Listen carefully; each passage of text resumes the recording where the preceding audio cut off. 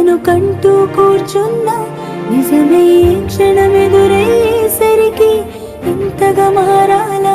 నీలోనే జీవిస్తున్నా, నీతో జీవితం అనుకున్నా, బదులుగా మిగిలిన బాధల భారం మోస్తూ బతకాలా?